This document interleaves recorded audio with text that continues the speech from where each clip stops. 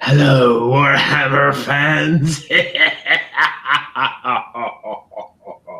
There's a bad moon rising.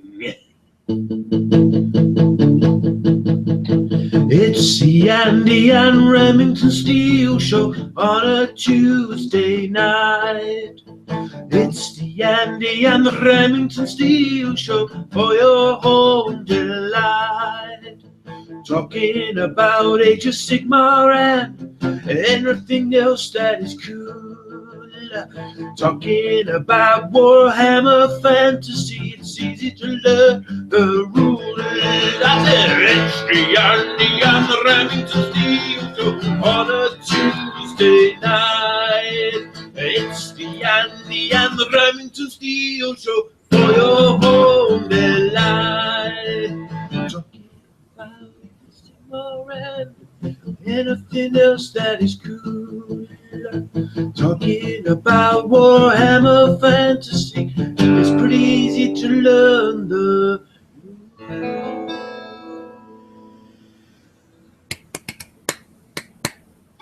Wonderful intro as always, Mr. Remington. That's right, folks. Episode 44 of the Andy and Rem Show, the #1 Age of Sigmar and Fantasy Wargaming discussion show on the entire internet.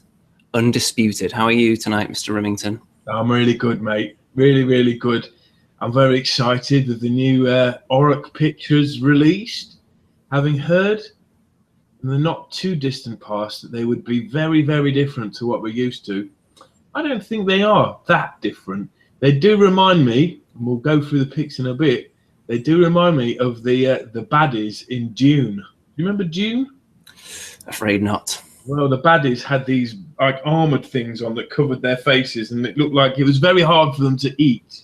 So they used to like drink people's blended bodies through a straw. Well, if you want talk of blended bodies being consumed, this is the place to be, folks.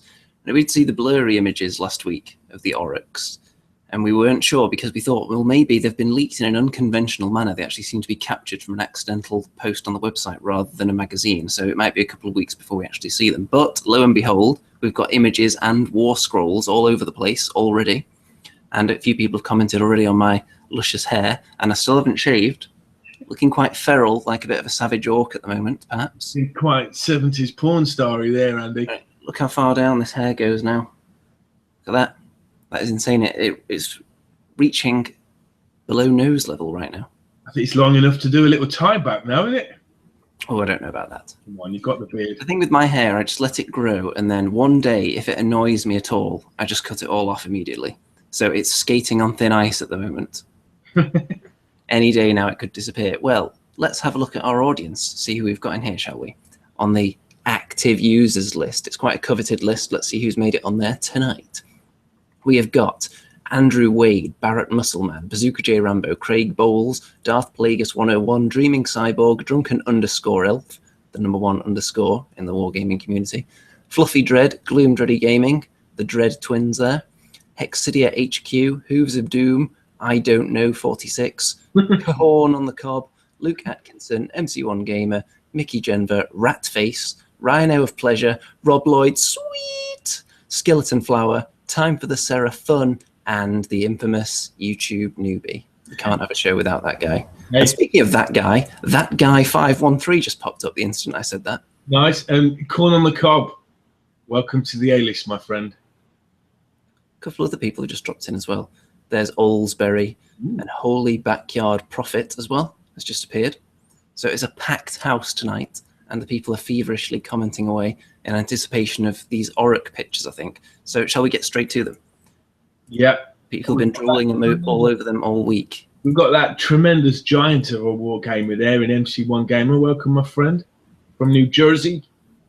Look at this bad boy. Wow. So previously we just saw it, not at all Photoshop, but we actually posed with the miniature with some forced perspective. And here's what it looks like without us on it.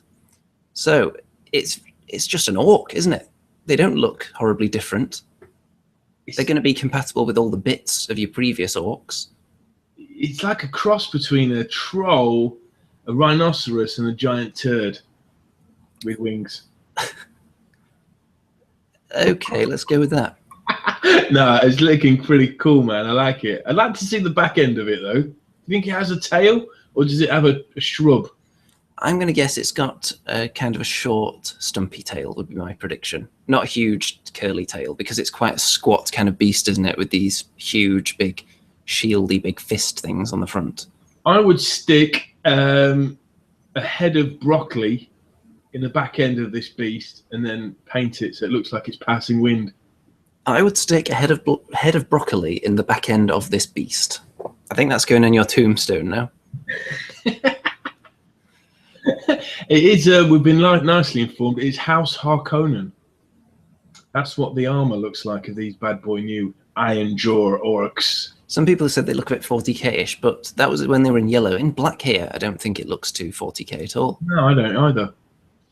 Yeah, he looks pretty cool. And if you think about it, orcs have been getting bigger over the ages. The orcs used to be pretty small, and the last couple of editions they've got really big, especially the heads. And then it just seems like the bodies are actually getting in proportion with the heads now. Now the question is the orc chained to the Moorbeast, or is the Moorbeast chained to the orc? The Maw Crusher. Maw Crusher, even. Yeah, Moorbeast would be invoking Kings of War there. Oh, sorry. I think he's got some pretty good control over this beast, but he's got the chain kind of attached to his groin, hasn't he? He seems to be chained on all sides, actually. That's probably the safest way if you're going to be riding on a thing like this. And you need 2 hands for weaponry if you're an orc. You don't want to be holding a rope or anything around its neck, because that's just less killing that you're going to be able to do, isn't it? Definitely. This one, out of all the beasts, should definitely have a stomp attack, right? Well, if we looked at the War Scroll, and we'll be able to confirm, because a couple of those sentences were quite blurry, but we'll get to that in a minute and look at its attacks. But let's move on, some of the other pictures. Now, I wasn't sure what to make of this thing. I don't know what's going on under its chin there. The rest of it I'm fine with. That just looks a little bit weird to me. I like it. It's kind of like, I know what you're saying. Kind of like, it's got like a kangaroo pouch underneath its jaw. I think we need to see it either 360 or in person, because it's hard to tell exactly what they're going for here. Maybe in some different colours it'd look better. It just looks odd at the moment to me. The top half of it is definitely taken off a boar, and they've added this like ginormous mouth to it. I mean, you could definitely stick a little goblin in its mouth, couldn't you? It looks like a boar tried to eat a pelican while that was swallowing a Swiss Army knife. I like them.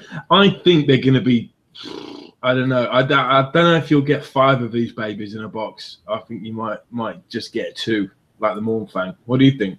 I think you're probably right, because they do look larger than boars, and the cavalry have been coming in 2s lately, the big giant cav, including the Stormcast ones as well. I think they need to be good. They need to have some good stats for their boar cavalry, because the boar boys, they're not that good, man.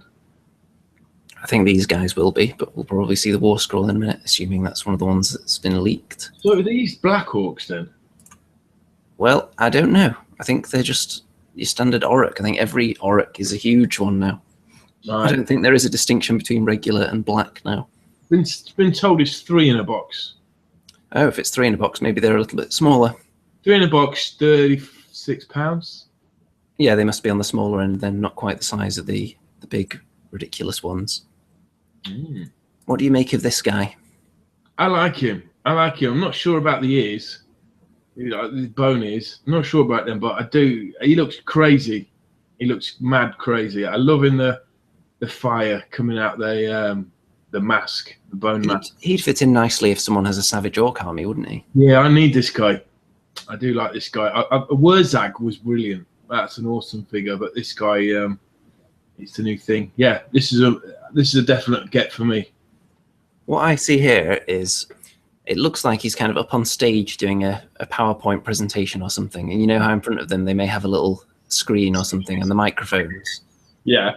It looks like he's got the support system for that on there. So you could put something on there like a little, like a little Stephen Hawking screen or something. Yeah. I think that'd be quite funny. There's plenty of skulls, of course. 1 giant one there. And then we can see at least 5 more. Not sure if that's a skull there. There's probably one on the base that we can't see as well. Moving on. Now, a few people said they weren't so keen on this guy, but I think that actually looks cool. He's holding up those bones, it looks like. Well, yeah, I've been I've been posting stuff up. I thought this guy, right, looks a bit like an air traffic controller. And if you just let me share this, just let me share my screen a sec. I'll show you what I mean. Is that working? Everyone see that? Yes, they can. That's the Orc air traffic controller there, waving the squid gobber to maybe have a more accurate shot. What's he doing? Dancing on the runway, man.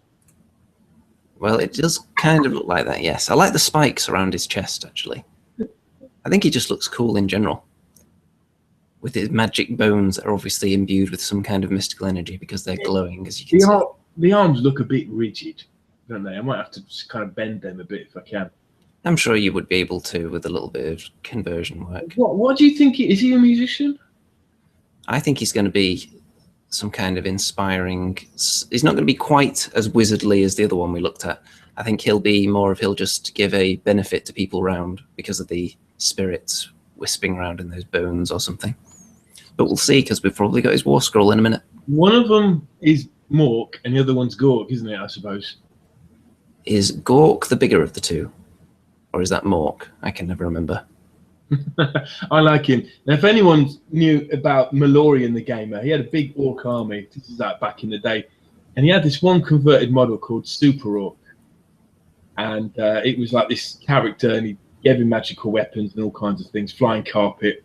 And this guy would make a brilliant Super Orc. Just put a cape on him and zoom he's right off. I'll tell you what would be really good, actually. If in the background you just posed two like monsters limping, because he's just ripped the bones straight out the leg. That would be quite funny. I could probably trolls or crypt horrors behind him, just with one leg missing. Have this guy being shot out of the squid gobber, like, you know, like when you go to the circus and those guys fly out the cannons. Actually, that would be funny. Although I don't know if I want to be talking too much about the squid gobber. I think you've only got over the trauma from last time. Those terrible rules. Okay, we've got another almost a boar. This one looks a bit more natural. It looks like hair right there, doesn't it?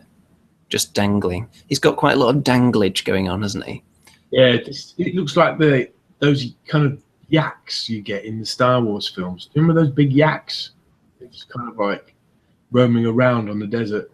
Yeah, it looks a lot better in this one than the other one. It looked like some kind of artificial knife pouch on the other one, but this one, it looks like it fits. So maybe when we see the other from a different angle, it'll help as well. He looks like the leader of the pack, doesn't he? His beast is quite heavily armoured. Was the other one armoured? No, that one didn't have an armoured head. So yeah, maybe he is the leader. But they've both got spears, so that's definitely one build for him, isn't it? I imagine there's probably going to be a few different weapon options. Not seen any shields yet. Have we what? They don't like shields, these orcs. Don't you? What do you think of these guys? I like this one at the bottom here, who's got a hole in the middle of his weapon to hold it. Yeah, I love that one. That looks like a very difficult weapon to wield, really. It's going to be quite annoying when you're walking miles and miles for the next fight. You know what I mean? I can see how it probably would, but if you're an orc, don't think you mind too much. That one's holding a human head. I like that. That's a nice touch. Yeah, I don't know. Because of the amount of armor they've got on, right, it makes the arms look quite rigid. You know, it makes their bodies look kind of a little bit small. You know, I don't know. The bottom left for me, the bottom right, and the top left for me are the best ones. Yeah, I'm not so keen on the double weapon look. I do like that guy a lot, though. On to the next one. Well, you got a close-up of this guy with his giant shoulder pad that we saw last week. Yeah, he's pretty cool. Don't know about the axe head, but yeah. You can always swap that for any kind of axe. Yeah.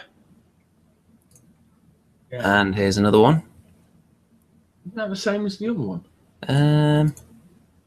It looks pretty similar. It may just be from the other side. And I think it is a bit different, actually. Yeah, I like the hairband things going up. I don't know. Does that headband looks like it's attached to the armor rather than to the Yeah, it's not actually on his head, so there's going to be debate as to whether it's actually hair, like with the Stormcast, where it's probably not hair. Hmm. Well, what do you think, folks? Is it hair or is it not? What the hell is that? To steal Mr. M's segment there, which will be coming up later, don't worry. Now, in fact, shall we do that? What the hell is that right now before we move on to the War Scrolls? Yeah, let's do that. Now, I've had a nice conversation with Mickey Genva. She's been sending me some suggestions for what the hell is that. So I've got a fun, full pack of what the hell is that's for you. And if you don't know what that means, I'm going to show you a picture from Warhammer days gone by or from something more recent. And you have to guess what it's from and what the story is behind it. All right. So I've got the first one sent in very kindly by Mickey Genva. All right. And this is quite hard. I can't even remember what this is myself. All right. So I'm going to have to delve into my mail and find out. But here's the picture for you all. Here it comes. Here it comes. On I am tonight. Well past. I know. Right, here we go. What the hell is that? Dun dun dun. Well, it obviously is some kind of bongo. Maybe destruction faction with the skulls on it, but who knows? What the hell is that? What's it from? And what I'm going to point to that is that it seems to have a couple of little holes in it that might not be intentional. So it could be made of fine cast. I like it. I mean, you can't tell from the picture just how big this thing is. Is it like a big Orruk kind of like call to arms beater drum? That'd be a good model, wouldn't it? Like a giant drum, a massive drum. Like it's like whenever it gets hit, it like causes an instant war. Well, Olsbury says a drum. I think that's probably not specific enough to be considered. Yeah, let's get specific. Good guess. What is this mod? What is it part of? What model kit is this particular miniature piece part of? All right, it's hard. All right, so I can't remember it. And I'll give you a bit of an easier one. All right, so that's what the hell is that? Numero uno. And numero deux is this baby here. Ooh. That is an interesting one. What the hell is that? I bet Vince Ventura's watching this and licking his lips. He'll love this one. It's obviously something that looks a bit undead. But clearly it has a bit of undeadness about it. Unless it is actually just dead and someone's posed it for a museum like that. No, it's not a human skeleton. That's the thing. It looks like it could be a rat man skeleton, a Skaven skeleton, or maybe a lizard man skeleton. Hmm. What the hell is that? Well, while people are guessing, I'm just going to look at some of the comments we've had so far prior to what the hell is that. And people are complimenting the Orruk shaman. Bazooka J. Rambo, I think, was suggesting we flock his head like he's some kind of pygmy. Flocking the heads is definitely a good idea. It gives them an extra, extra height. It's vital if you're a small thing. Which one would you flock the head of out of these guys? Maybe that one? He's got a bit of a bear scalp going on there, hasn't he? The air traffic controller, definitely. You think he could do with some flock on his head? Yeah, or some like Biggles glasses on his forehead. Maybe if you put like one foot off the ground and the other arm out to the side, so it looks like he's doing some kind of interpretive dance, maybe. Yeah, maybe you could stick one leg out so it looks like he's kind of doing a can-can. You know? Yeah. Rah, rah, Rasputin. A little pouch there as well that I didn't notice earlier. Well, very interesting indeed. So, we've had plenty of answers. Ooh. Have you been looking into the comments, or shall I just read them out for you? I need to actually look into the answers because I don't even know what the first one was myself. That's how hard this week's What the Hell Is That? It's so difficult that the person asking the question doesn't even know the answer. It's, what is the meaning of life? That's how deep we go on this show. So, I'm going to give you some of the answers that we've had, if I can find them. Right. Here we go. A few people saying that it's from a Forge World Chaos War Mammoth. Who said that? That was, I think the first person to say that was Fluffy Dread. It wasn't Mickey Genva, was it? No. Oh, bloody, you're spot on, pal. Well done. Wow. I thought that'd be really hard. Well, people have seen things, you know. They commit these things to memory. Well, So people have an encyclopedic knowledge of every component ever produced by Games Workshop, Forge World, going all the way back. well, yeah, it's the Chaos Man, part of the Chaos Mammoth kit. Now, that was a very expensive kit, especially because it had Forge World in front of its name. Yeah, so you get instant Rosewood membership for that correct answer. Well done. That is correct. And for the instant Balsa Wood membership, let's see if anyone got the other one. So Dreaming Cyborg suggested Zombie Noise Maker. Skeleton Flower, Cursed Company Skeleton. Are we there yet, Mr. Rem? I'm listening. What else you got? Drunken _ Elf, Undeath Skink. Fluffy Dread Lizardmen Zombie from Regiments of Renown. Luke Atkinson, Lizardmen Skeleton. A few more suggestions for Skeleton Lizard. Where's that one gone? Someone said, Jason Biles said Dogs of War Undead. Fluffy Dread Cursed Company Lizardman. Have any of them got it right so far? Yes, lots of people have got it right. Well done. It is a model from the Cursed Company, Regiments of Renown, Dogs of War, and this company is made up, right, of different, I keep saying factions now, they weren't called factions back then, different races being undeadified. So within this collection, you've got an undead dwarf, an undead elf, an undead lizard man, an undelf orc, I think, and an undelf ratman, Skaven. Undelf. Undelf. I was a bit put off with this collection because the standard bearer was the elf. It's like, who would you want to carry your standard bearer? You wouldn't want the kind of weediest. I mean, if you think an elf is thin, what about an elf skeleton? I mean, that's like just like powder dust, isn't it? Elf skeleton, that's almost as thin as me. Exactly. But anyway, this highly sought after in its day, and it's a beautiful collection. So well done for those guys. There is a story behind it, but I might read you that another time. You may well. So Skeleton Flower gets the free Balsa Wood membership there, which of course is highly sought after. Well, Andy, in preparation for those smart asses out there, I've got just one more. What the hell is that? Just so I can trick them.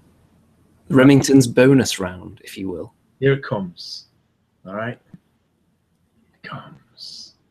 Walking down the street. What the hell is that?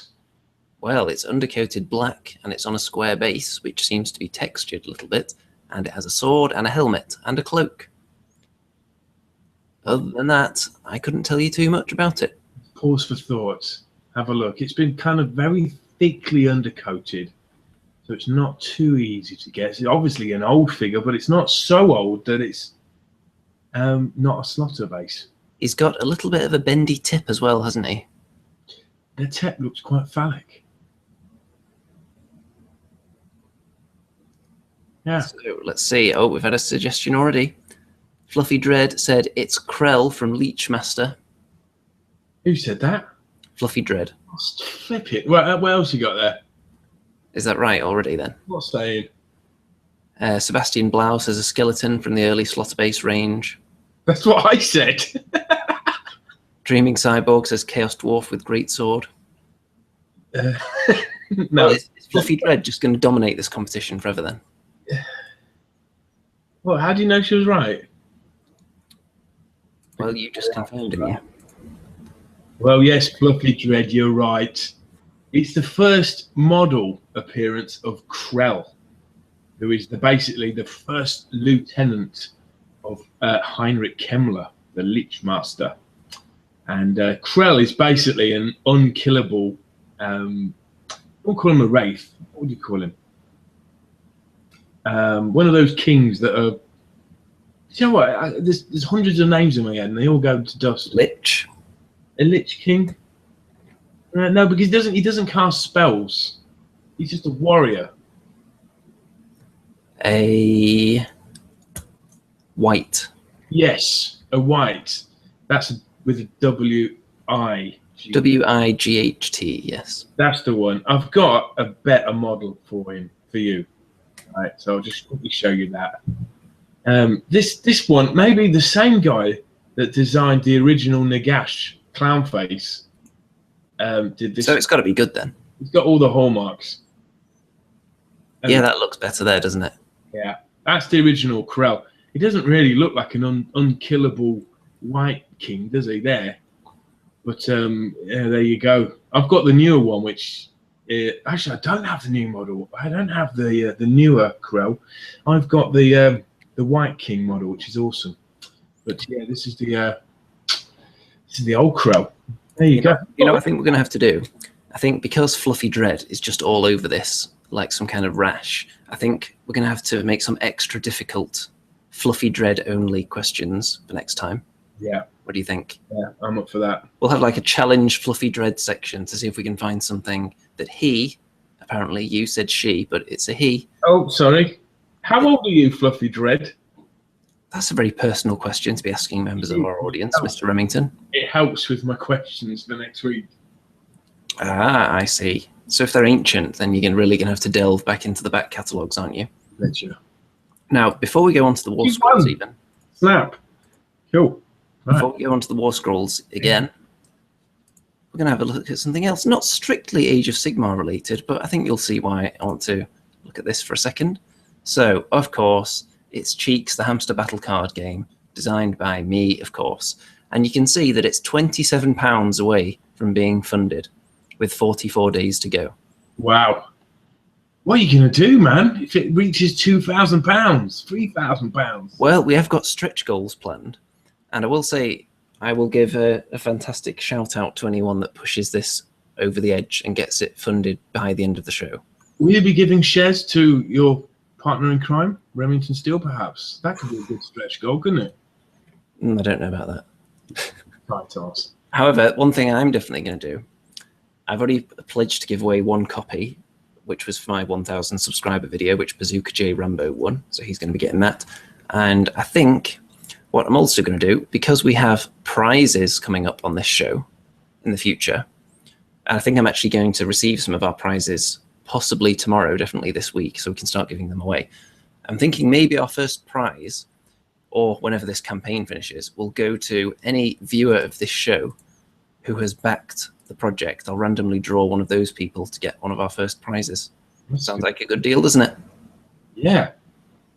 So it looks like, just on that picture, does it mean you have to be between 2 and 8 years old to play this? That's for 2 to 8 players. Recommended for 8 years and up. Average game time about 30 minutes. How did he come by that figure? That it's 8+. Well, some of the other members of the team have actually played it with their children, and that seems to be roundabout where they can pretty much play it without any help. But I think younger children probably could give it a go as well.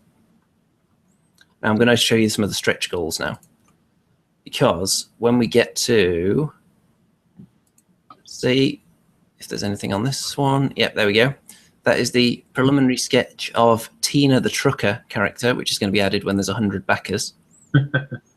So as you can see, there is artwork in progress as we go along. Do we have Andy 2D6 character? We ought to. We don't right now. We may have Andy the something.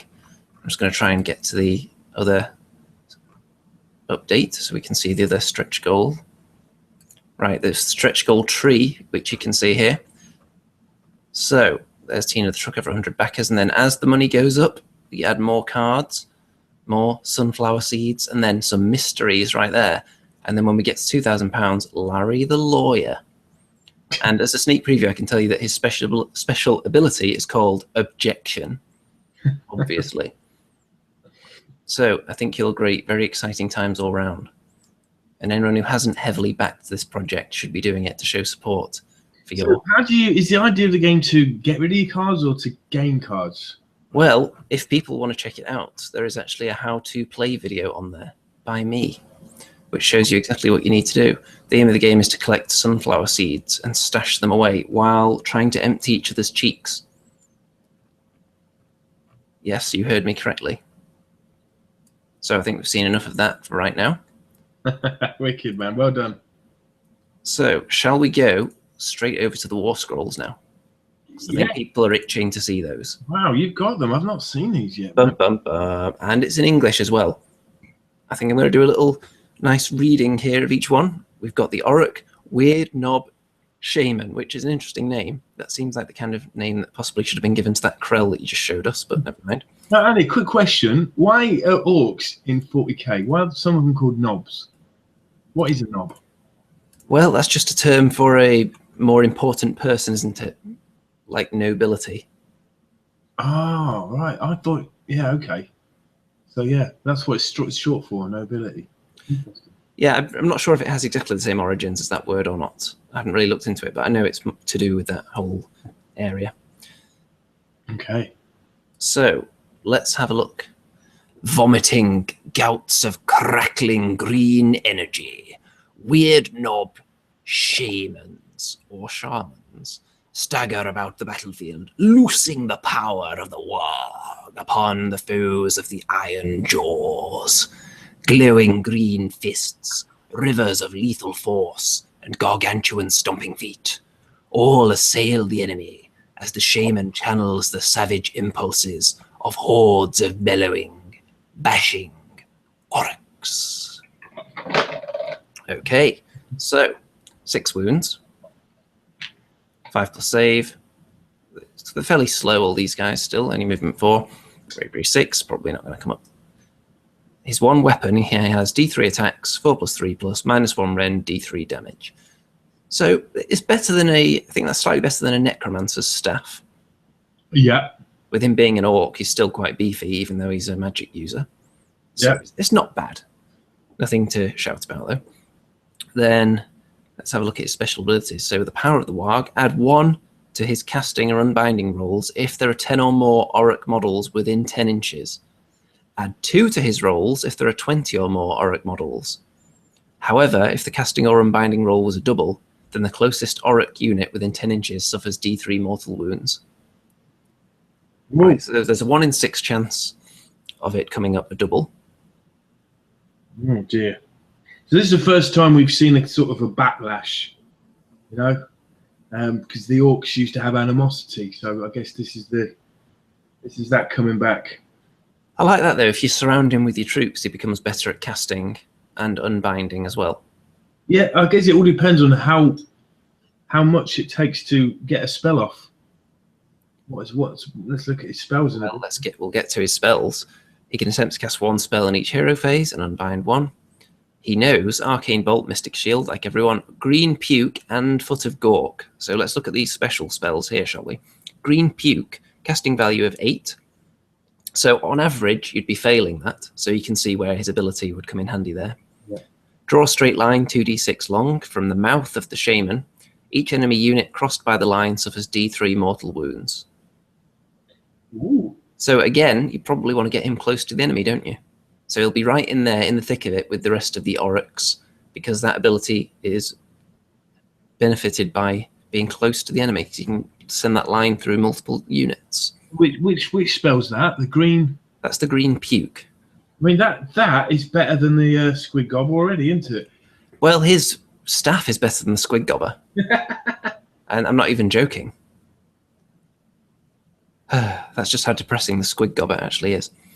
Foot of Gork. Casting value of 10. If successfully cast, inflict D6 mortal wounds on a unit within 18 inches. Then roll the dice. On a 4 or more, Gork stomps again. Resolve another D6 mortal wounds on an eligible unit. And then keep on doing it if you keep rolling 4 or more. Love it. So it's very similar to the old Foot of Gork. And what's the casting value? Casting value of 10. Oh, that's hard. So yeah, you're really going to need that +2 bonus for that, aren't you? Getting him in there with all your troops. Yeah. The risk is high, but the rewards are great. Yep, and if you're not within range of that many troops, maybe you just go for the slightly easier Green Puke spell. No, the good thing is, right, that first spell, it doesn't have a range, does it? The Green Puke, it just has a 2d6 long range. Oh, that's and anyone under the line. Oh, that's whack. So you want to wait till you're right among the enemy to use that one. Right, okay. So they're good spells, aren't they? That's a pretty solid choice, it looks like here. If you look at the Great Moor spell for an Ogre Butcher, that's easier to cast and does pretty much the same thing. His keywords: Destruction, Orruk, Ironjawz, Hero, Wizard, Weird Knob, Shaman. So we're going to assume that that comes up on some of the other scrolls in a minute. Let's see what we've got next. The Gore Grunters, which are these boar boy types. Now, these have got a 9-inch move, which is much faster than all the other Orruks that we've seen so far. But in fact, I'm going to read this again. Hold on. Gore Grunters storm across the battlefield in a cacophony of hoof beats and wild snorting. Grunters rip up the ground, and Orruk riders bellow out war cries as the Gore Grunters pull ahead of the Ironjawz charge.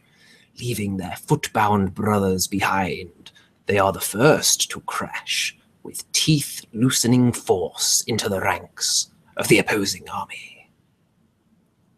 Teeth-loosening force. Let's see if they can live up to that billing.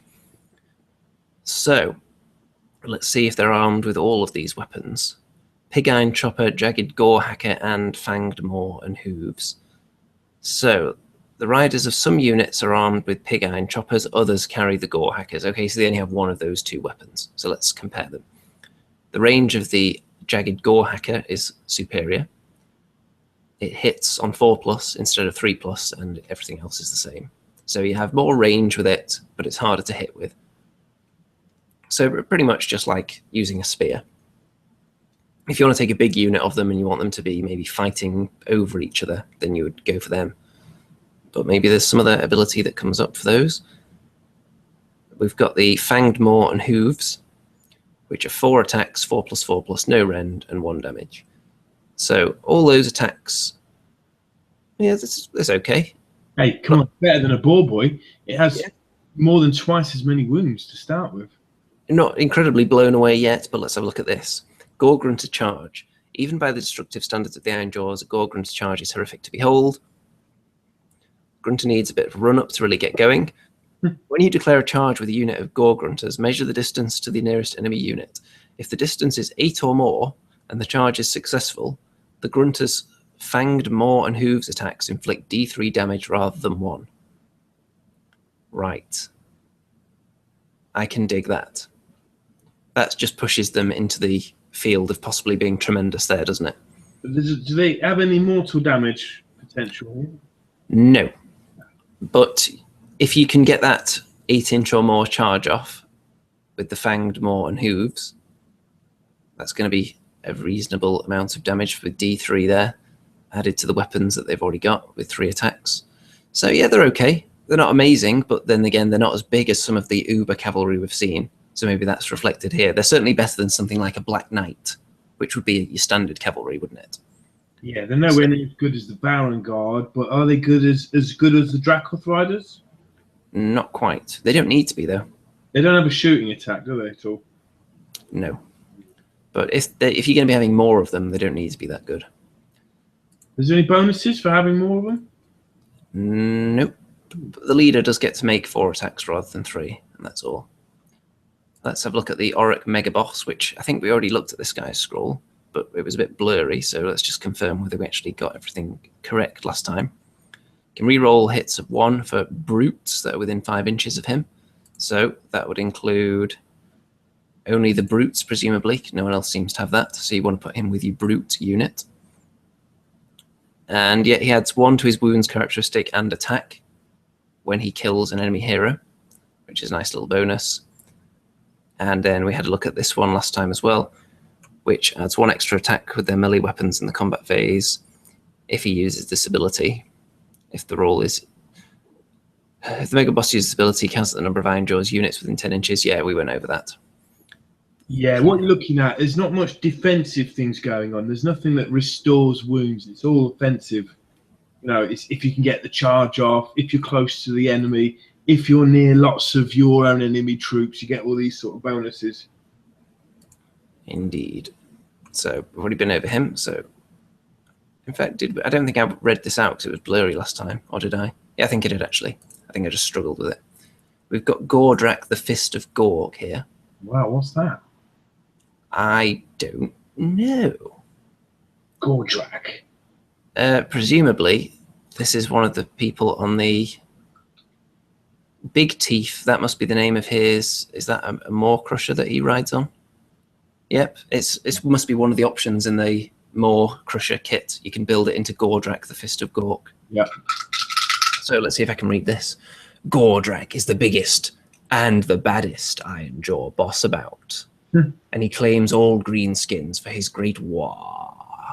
With his twin axes, Smasher and Cunning, he lops off heads and cracks open skulls, while beneath his iron something boots, can't quite read that, the Megaboss's huge Maw Crusher, Big Teeth, crushes enemies to pulp or bursts their innards with a deafening bellow. Okay, so we looked at the Maw Crusher scroll last time, but let's see what this guy's got going for him. So he does have a missile weapon, which is the innard bursting bellow, which we've already seen from last time. Melee weapons, he's got 2 axes, and wait, he has both of those. He's armed with 2 axes, and each one has 5 attacks each. Get out of town. The hits on a 2+, wounds on a 3+. One of them has rend, the other one doesn't. The one that has rend does 2 damage, that one does 1 damage. That's quite tremendous. That's just him. That's nothing to do with Big Teeth. Wow. That's just his 2 axes. Love it. That is beastly. Big Teeth's Mighty Fists, which we went over last time. Again, 5 attacks. Just look how many attacks you've got there. That is big numbers. That is quite scary. This guy's looking quite tremendous. And also, his weapons have some special abilities as well, if that wasn't enough. Smasher, let's see. Wound rolls of 6 or more inflict D3 mortal wounds if the target is a hero. Tasty. And his Cunning axe, filled with the Cunning of Mork. And isn't a roll of wound rolls of 4 or more inflict D3 mortal wounds if the target is a wizard. Wow. Well, you're going to just take him out, take a wizard out so quick. A wizard who is a hero is just going to be absolutely chopped to bits. But I think they would anyway, to be fair, with these stats. Yeah. But presumably, if you're targeting any kind of wizard who happens to be on a big monster, that would also be tremendous, wouldn't it? Dishing out mortal wounds on it. Yeah, what about Archaon? Does he count? I can't remember if Archaon is actually a wizard or not. Or Nagash? Nagash is certainly a wizard. This could be the Nagash killer then, right? It certainly could be, because it can fly. Move of 12 inches at the start before it takes any damage. Yeah, that's pretty tasty. And I think we already went over the rules for the Maw Crusher last time. Mega Boss on Maw Crusher. I think this is probably the one we saw, isn't it? Yeah. Yes, we don't need to go over that one. Orruk Brutes. Now, this is a new one. We haven't seen this yet. Brutes lumber into battle, seeking out the biggest monsters and the most violent enemies to batter into submission. Leading the way are the grinning bosses, savage warriors that like nothing more than to wrap their meaty fingers around their victim's neck and give them a good and proper bashing. That's quite a fun description. Now, this is more like it, orange. That's a colour I can really get behind. One of them seems to have a kind of, is that a little claw he's got there? It's like a crab's claw, isn't it? It's kind of nice. Yeah, so let's have a look at these bad boys. Has 5 or more models. Some of them are armed with brute choppers. Others prefer the double-handed, jagged gore backers. In either case, 1 in every 5 models can be armed with the massive gore chopper. So, let's see. 2 brute choppers, you get 4 attacks, 3+3+, a little bit of rend, 1 damage. Jagged gore hacker has a higher range, only 3 attacks, and it's pretty much the same. You just want the extra range in exchange for losing 1 attack.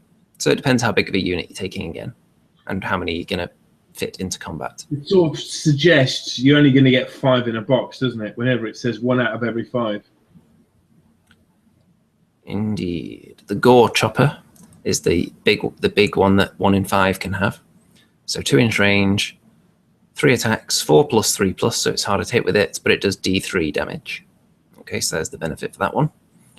And the boss, the leader of this unit, is a brute boss armed with a boss chopper or a boss claw and brute smasher. So it either has the chopper or those 2 weapons down there. So the boss chopper, 3 attacks, 3+3+, -1 rend 2 damage. Boss claw is only 1 attack, only hits on a 4+, and 3+, -1 rend and 2 damage. And the brute smasher, 2 attacks, 4+3+, -2 rend and D3 damage. I like the sound of the boss claw. I would have called it just a great snapper. That would have been funny, wouldn't it? Just call it snapper. Yeah, I'm not so sure about the boss claw. Only having 1 attack, only hits on a 4+, 3+ to wound. Yeah, it's no good for me, mate. I'm not. Even if I roll to hit and wound with my dice, I'm just going to roll the 1. At least you're getting it in addition to the brute smasher rather than just the boss chopper on its own. Right. So let's have a look. Duff Up Da Big Thing is one of their abilities. You can reroll failed hit rolls for an Orruk brute if the target has a wounds characteristic of 4 or more. Okay. Right, that's pretty tasty. Da Grab and Bash. When you make attacks for a brute boss armed with a boss claw. Oh, we've got another benefit to the boss claw here. Roll to hit with the boss claw first. If it scores any hits, then a model from the target unit has been grabbed by the claw, and the brute smasher hits automatically as long as it is used to attack the same target unit. Okay, so there we see the benefit. Yeah. We weren't too keen on the boss claw, but it does give you a bit of a bonus. If you just happen to hit with it, then you will get that bonus for the brute smasher attacks. Cool. Which is quite nice. And it's only if you hit as well. So if you've got some way of maybe getting them to hit on something better or having more attacks, if you find something that gives them 1 extra attack with all their melee weapons, for instance, you'd have 2 goes at it. Pretty tasty. That is cool. It's nice synergy there. I'm quite liking all this stuff so far, but this is the guy you really wanted to see, isn't it? Mr. Air Traffic Controller himself, the Orruk War Chanter. War chanters hammer out the drumbeat of the warg with their sticks, spelt S-T-I-K-K-S, of course. The booming rhythm calling all Orruks to war. Wild-eyed rabble rousers. Their concussive tempo increases as battle is joined, the war chanter thumping anything within reach. The resultant surge of warg energy courses through the Ironjawz, driving them into a frenzy of violence. Okay. His sticks. 4 attacks, 3+, 4+, 1 damage. But that's obviously not what he is in there for. We want to look at his abilities, really, don't we? Yeah. War Chanter's Beat. Each time you make a hit roll of 6 for a War Chanter's Gork stick and Mork stick, you can make 1 additional attack with the weapon. Okay, that's not bad.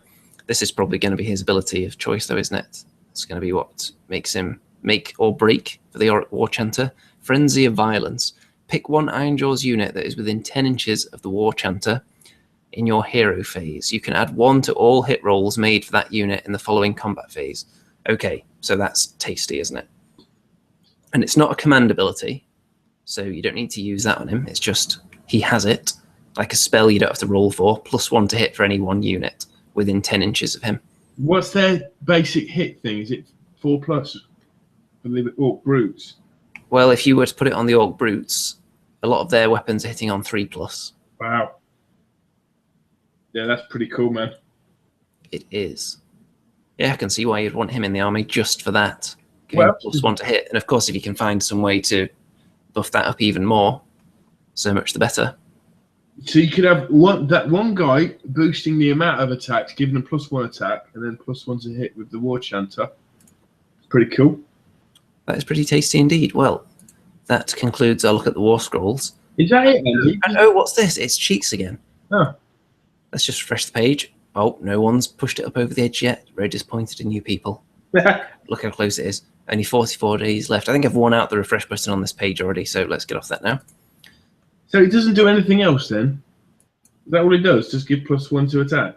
Pretty much. He's all right at fighting, and then he gives you +1 to hit to a unit. That's not great, man. You could get that on a bit of terrain, can't you? There are other ways you can get +1 to hit.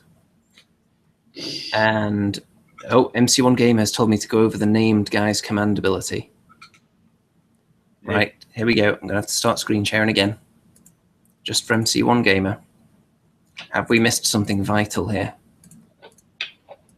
Okay, here we go. Command ability, Voice of Gork.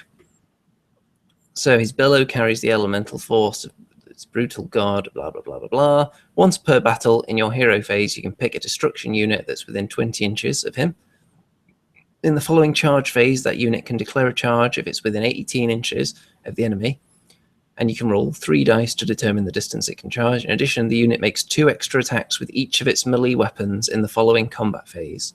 Wow. If the unit you choose is part of a War Scroll battalion, then these benefits also apply to all other units from the battalion.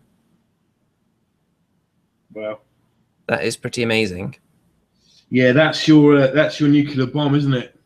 You know, get yourselves positioned up, then you punch that red button. You combine that with the +1 to hit that this guy's giving you. That can be quite ridiculous, can't it? Yeah. So those Orc brutes, how many attacks do they have naturally? The Orc brutes, quite a few. So yeah, that's going to be quite a devastating combo. Yeah, very nice. So, Mr. Rem, as an Orruk fanatic, have you been inspired to pick any of these guys up? Yeah, I like the wizard. Well, for me, I always go for the models, don't I? No, I like. At the bottom, I think the brutes at the bottom of the table. Top of the table, the hog riders and the wizard. Actually, that more crusher's pretty cool. And keep in mind as well that that works for destruction units, that command ability. So that means anything else with destruction on it. Yeah. Yeah, that's pretty cool, man. MC1 Gamer says someone should try that with ogres. Maybe one for you to consider there, Mr. Remington, and your love for the ogres. Absolutely. So it seems like they've done with these Orruks, they've done what they did with the Fire Slayers. They haven't added to the dwarf army. They've just created a sub-faction, which is like a new army in a way. Feels like they've just sort of sidestepped the issue. And I think you're going to see the normal orcs, the orcs that we have already, just sort of fade in the background. Yeah, I'm sure they will. They'll probably give us another sub-faction of Orruks in the future as well, like you would imagine they're going to do with the dwarves, and the elves will probably have numerous different types. Yes. Yeah, they don't want the one big giant army anymore. They want the overarching, is it order, is it destruction, is it chaos, is it death, and then they want those sub-factions underneath, so that if you really like something from a different army, you can just add it into yours quite easily within the rules. Yeah, I like it. I think it will be a long time, though, before we see any more orcs, don't you? There might be another character coming or some kind of standard bearer one. Well, that's quite a substantial release right there, all those kits. We haven't seen if there are any other options for building everything yet. Yeah, that's right. And I don't know if they'll all come at once either. That might be strung out over 2 weeks. I don't know if they're all leaked out now. Maybe it seems like they're all going to be around about the same time, but we'll have to keep our eye on the GW website, because at the moment Games Workshop have been focused on the anniversary of the Space Marine or something, and people were rushing out to buy that limited edition Space Marine and then putting it on eBay for £200. It just looks like any other Space Marine. It looks like an old-fashioned Space Marine, but it's in plastic, so it won't last the test of time, unlike the actual old metal ones. Yeah, I don't know what the fascination is with them things. I really don't. Never mind. Let's see what people have been saying. Rural Goblin has shown up for the show late. Not acceptable, I'm afraid. Rural Goblin. Dave Nat has joined in as well. And he says, is this the first new character since the starter box? The first character with an actual name that's come out? Mm-hmm. And it might be, actually. I can't think of another one. The Fire Slayers didn't have one. No, the Khorne have got characters, haven't they? Do they have names, though? Are they named characters, or are they just heroes? Oh. I don't know. Yeah, because they haven't been pushing too many named heroes lately, so nice to see another one there. Let's see, MC1 Gamer is just bigging up that command ability, telling us how amazing it is. Let's see, Barrett Muscleman, Celestant Prime is unique, isn't he? Well, he may be unique, but he doesn't have a name. If he was called Gerald the Celestant Prime, or Horace the Celestant Prime, then yes. But I think just being called Celestant Prime isn't really enough. It's like being in a secret club and being number one. You've got the exciting. you've got the Mortarks, you've got Archaon, you've got some of the Sigmarines, but well, you got Vandus Hammerhand, but you haven't had any of the others out of the books. It'd be nice if they did the Realmgate Wars characters, wouldn't it? You know? Well, you tell me. Are they compelling characters to read? Yeah, they're not too bad. Yeah, there's 2 or 3 of them that could be. Yeah. People seem to like the piggies that they're riding on. The piggies with the big giant kind of pelican necks. Yeah, me with too. Knives sticking out of them. I like them. Pretty tasty and somewhat tremendous. Let's see what else. Oh, yeah, there's tremendous in all caps, being posted numerous times in the chat. Luke Atkinson says that commandability is just tremendous. Olsbury says it's impressive. And I think someone was saying they'd like to see a goblin faction in Destruction, but I can't find that now. But I would like to see that. I've always thought goblins were more characterful than orcs, a bit more charming. Now, Mr. Remington, I placed an order a couple of weeks ago with Firestorm Games for a couple of publications. First of all, first one here, Kings of War Uncharted Empires, which is going to interest you greatly, because in there, it has the rules for a lot of your armies that you might want to use when trying out Kings of War in the near future. It's got the rules for the halflings, and if you wanted to use your beast men as well, they'll be in here. Do they have characters as well? They don't have. They have a couple of unique characters, I think, in each army as well. Do they have halfling swan riders? They have characters that are riding on flying creatures. I don't think they have actual swan riders. They do have a battle shrine, which would be the chuck wagon in the previous rules, in the custom rules that someone made for 8th. So I think you'll want to have a look at that at some point. Yeah, that should be interesting to you. Do they have fluff as well? They do have a little bit of fluff, yes. They have a couple of pages on each army. And are they called halflings? Well, let me just find it. They are referred to as halflings, but the army itself is called the League of Rawdria. But it contains halflings. Each unit is called like halfling braves, halfling scouts, halfling archers, and so on. League of Rawdria. However, the next publication is Grand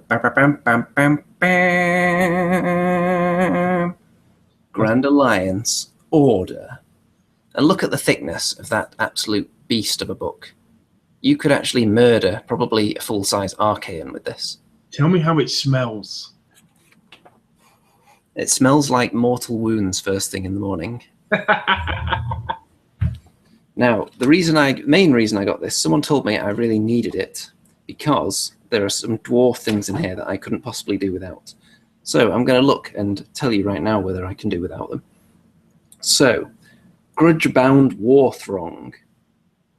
This is basically a dwarf army that consists of the following units. 1 king, 1 rune lord, 1 unforged, which is the new name for the old slayers, pretty much. Yeah. Any 4 units from the following: warriors, thunderers, quarrelers, longbeards. So it makes you take some of the boring units. Yeah. And 3 units from either iron drakes, iron breakers, or hammerers. So I could quite easily put that army out on the table, couldn't I? And here are the abilities that it gives them. So, blah, blah, blah. You can re-roll all hit rolls of 1 for models in this War Throng. So just army-wide re-roll hit rolls of 1. That's nuts. That is nuts. And also stubborn to the end. So if you roll a 1, 2, or 3 when taking a battle shock test, you automatically pass. That sucks. So 50-50 chance of just taking no casualties from battle shock, even if you're already over the threshold. So you would have automatically taken some casualties previously. Yeah. That just sounds tremendous. There's a lot of units in there I don't normally take. People who've seen the battle reports know that I normally go for the iron drakes, iron breakers, hammerers, some war machines. I don't normally go for the basic troops. And I do sort of whittle you down with battle shock test, don't I, Andy? A little bit. You know what I mean? They don't run away much, but losing 2 or 3 dwarves, or even 1 or 2 from a battle. Well, yeah, let's think for a second. Your Thunder Tusk doing its 6 mortal wounds.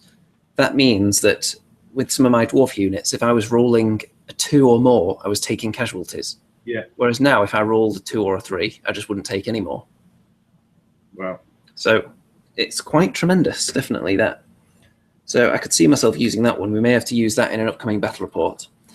And there is another one as well that the Dwarden can get in on, which is part of the Ironweld arsenal, which is the artillery detachment. Christ, here it comes. However, when you hear, I don't think I'm ever going to use this. Listen to this. An artillery detachment consists of the following units. One gunmaster, which is like the Empire engineer with the gun. One cogsmith, which is a dwarf engineer. Hellblaster volley gun, Hellstorm rocket battery, cannon, organ gun, steam tank, 1 unit of gyrocopters, 1 unit of gyro bombers. You have to have all that in your army. And what do you get for having all that? For that, you get a preliminary bombardment. So, in your hero phase, pick an enemy unit that is visible to the battalion's gunmaster or cogsmith. Roll a dice for each. Roll the dice for each other unit in this battalion. Right, so yeah, that'll be all the war machines. On a 6, that unit can immediately shoot at the nominated unit as if it were the shooting phase. Oh, Christ. Basically, laser-guided missiles, then. Yes, but you need so much stuff in the army. I'm not sure I would ever take it. So many things that I don't have and I don't feel compelled to buy. Some of those Empire war machines. I suppose I could proxy some of the dwarf ones. Hey, listen, you face this army and turn 1, 2, and 3, you're just going to be annihilated. You would be lightly toasted on both sides, I think. You'd be one of those pieces of toast where you plop it down in the toaster and you come back and you find out that a bit of it was poking out the top. So there's a little bit that isn't cooked at all, and you pull the rest of it out, and it's just completely charred black. It could be fun. You could have like a Guns of Navarone scenario, couldn't you? Where, you just got to get someone to the other side of the table without their whole unit being killed or something like that. And it could be good. The other formation seems to suit me a lot more, but even then, you still need a lot of units in the game to make it work. Obviously, one thing people can do, they're always just free to say, well, I'm using this, but I'm only going to use half as many units. Is that okay? And the opponent will say, well, yep, as long as I can use this war, this whole organized thing. What do they even call them? War Scroll Battalion, that's the one.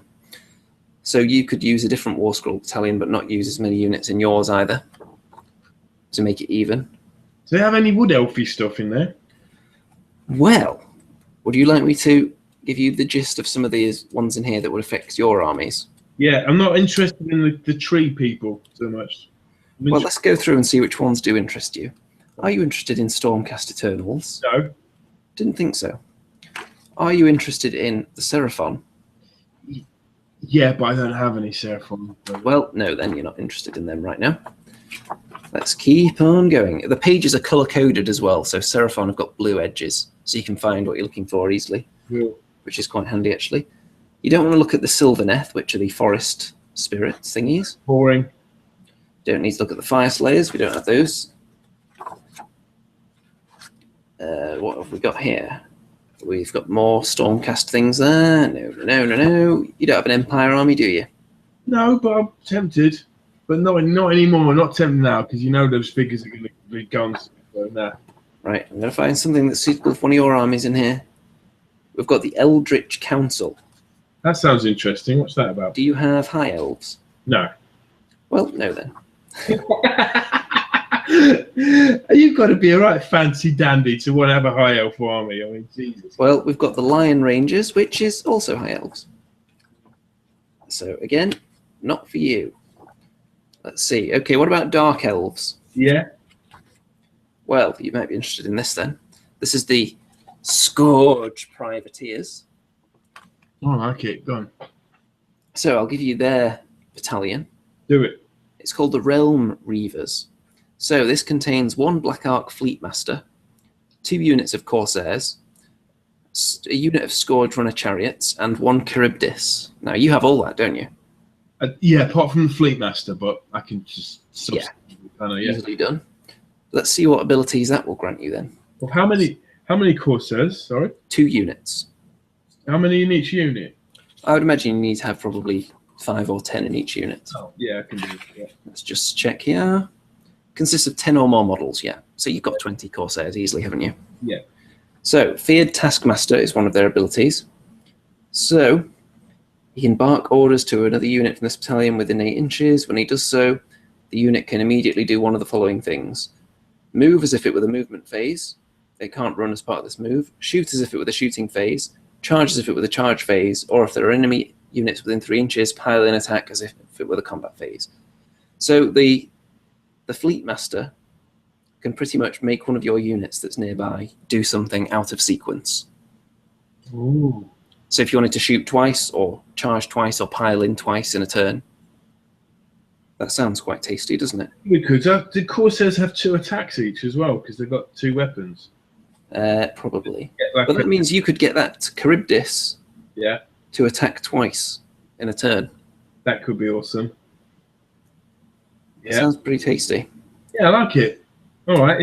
They've got another ability as well. Don't stop there. Capture the Beast. A Fleet Master can gain prestige and riches if he captures an impressive beast. You can re-roll wound rolls of 1 whenever a model from this battalion targets a monster. That's a nice little bonus. Situational, depends who you come up against. It wouldn't be that useful against my Dwarden, obviously. Yeah.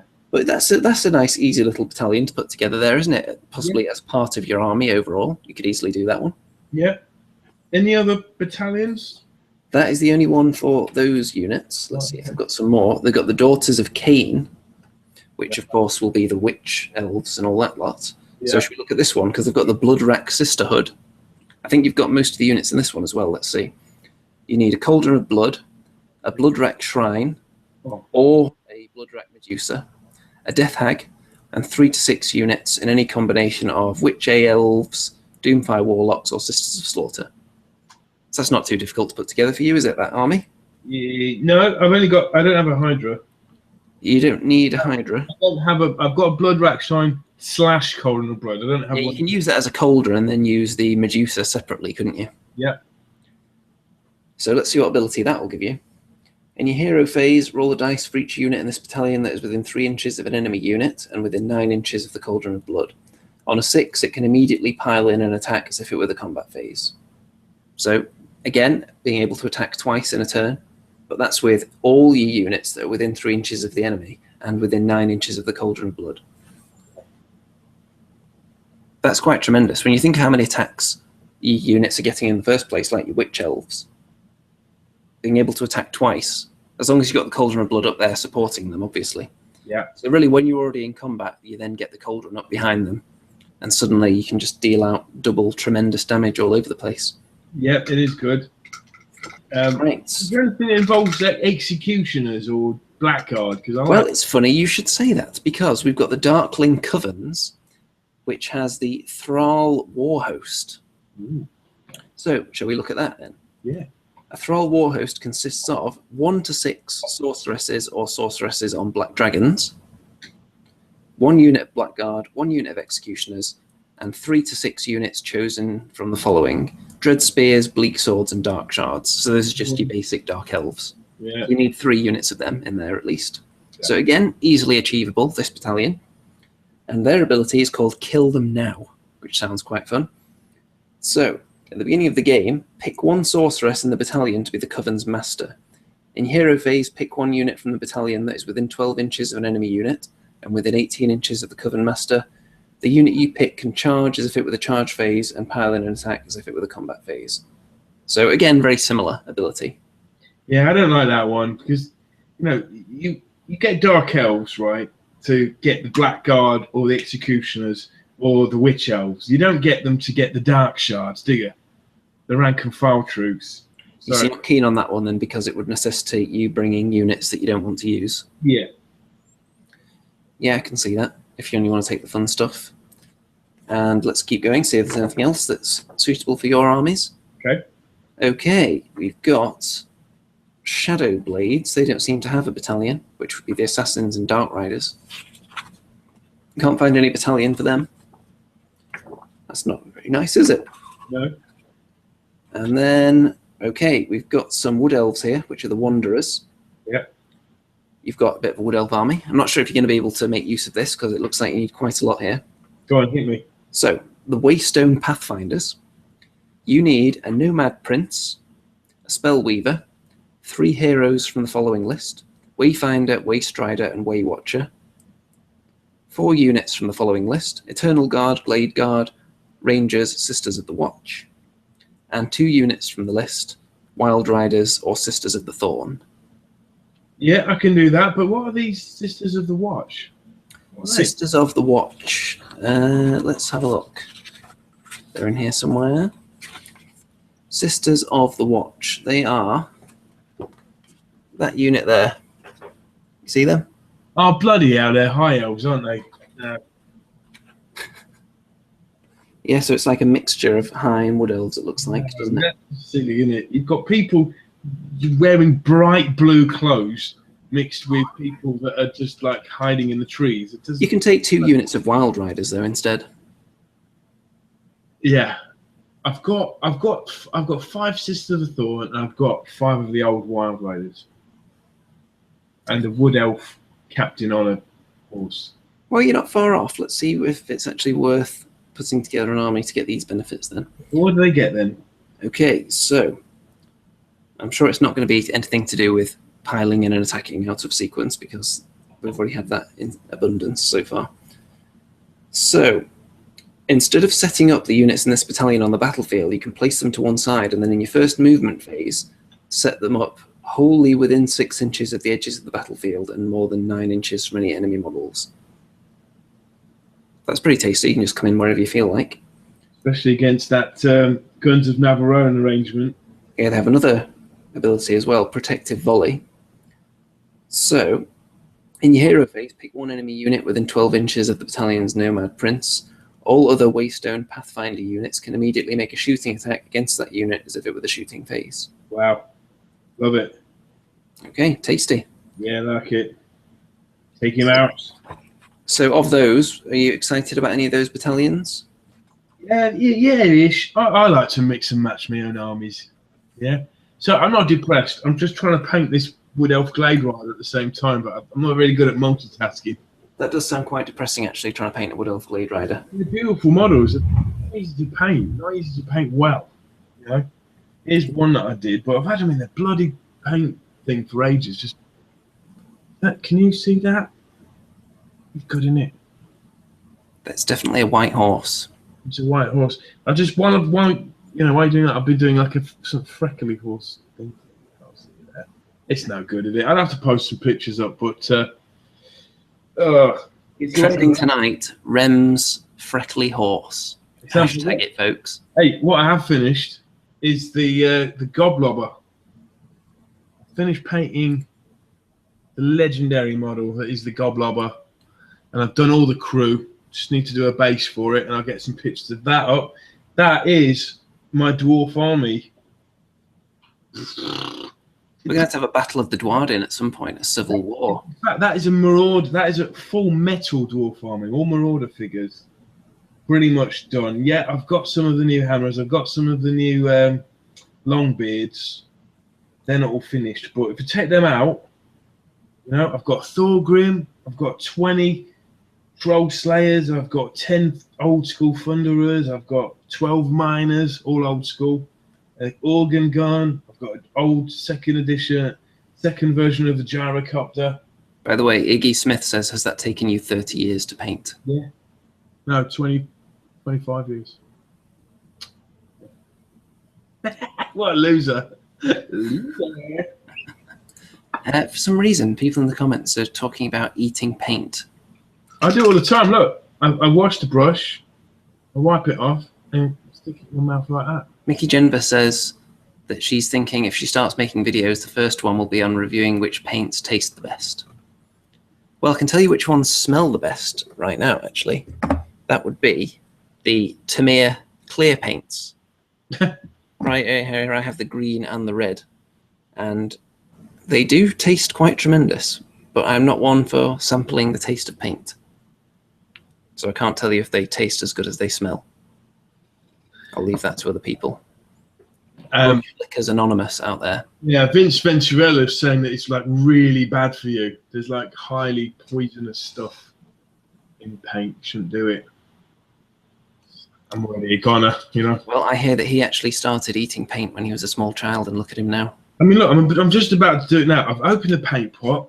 Most of the time, I don't Well, I've got an old tennis elbow injury, so I don't really shake my paints enough because it hurts. But open that up, and my first reaction, my first instinct is to get the brush like that, wipe it in. It's a bad habit. People say, "Oh, you don't water down your paints enough," but I do. It's natural. It's the natural way. You water down the paints with your own juices, is what you're saying. Right, man. Listen, I've got to go. I got a big day tomorrow, man. It is getting late, and I think we just about finished wrapping everything up. So before we go, a couple of items of business. First of all, of course, you would have seen at the beginning and last week that we're now sponsored by Asylum Wargaming, and they do now stock Age of Sigmar and other GW products. Wow. If you're going to place an order from their website, use the discount code ANDY2D6 to get an additional 5% off on top of their already discounted products. And to get an additional 1% off, shout Remington. We can't confirm whether or not that actually works, because usually when someone shouts Remington, the results aren't favourable, as we found out in all the battles. And of course, I'm gonna have a quick look at Cheeks right now to see if anyone pushed it over the edge while we were live. No, they didn't. Well, I'm only going to assume that all the viewers have already pledged their life savings on Cheeks, so they didn't have a chance. Hopefully that'll be funded by next week. It almost certainly will, with only £27 to go. You'll be a professional games designer then. I will. I'll be a game design legendary A-lister immediately. First rung of the ladder. That's what it is. So, thanks to our wonderful audience for joining us tonight. Don't forget to like the video. Don't forget to leave a permanent comment in the comment section after the show by refreshing the page. Thanks to everyone who's been talking about eating paint and more comments on people's hairstyles. I know, Mr. Remington, your hairstyle has been the subject of some debate recently since you've had it cut. And my hair is, of course, getting more and more luxurious by the week. Also, you can probably vote if you want me to shave yet or not, or whether you want it to continue growing to wizardly proportions. What do you think, folks? So I believe Mr. Remington is going to start preparing his guitar as we wrap this one up. And hopefully there'll be something extra juicy over the next week for us to talk about next time as well. I imagine there will be, because those Orruks hopefully will be confirmed. So we'll be able to sink our teeth even further into the green skin pie. And I'm going to grab a hold of the old screen share for the beautiful logo, as you can see, sponsored by Asylum Wargaming. And I'm going to hand things over to our musical maestro and say good night out there, whatever you are. Good night, Warhammer fans. This is a rendition of Blue Moon. Changed it to Bad Moon though. Yeah. Goes like this.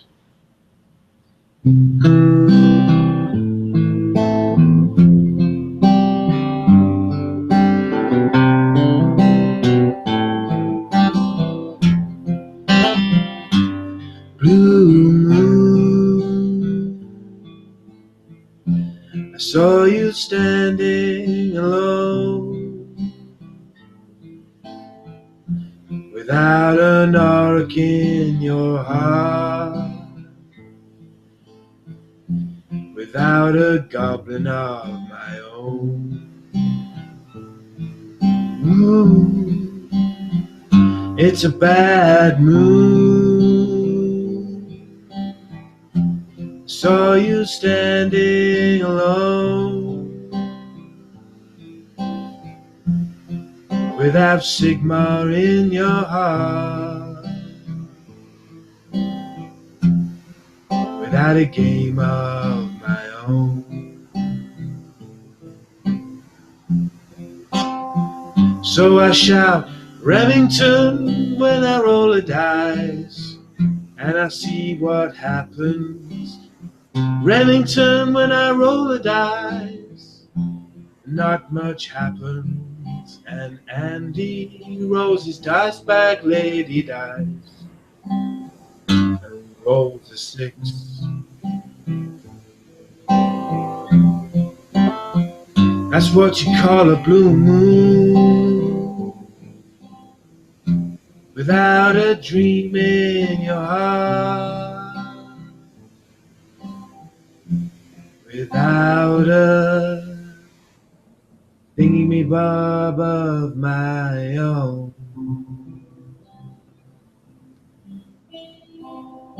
Pledge now for cheeks. Don't forget, Remcon. Andy Blueser.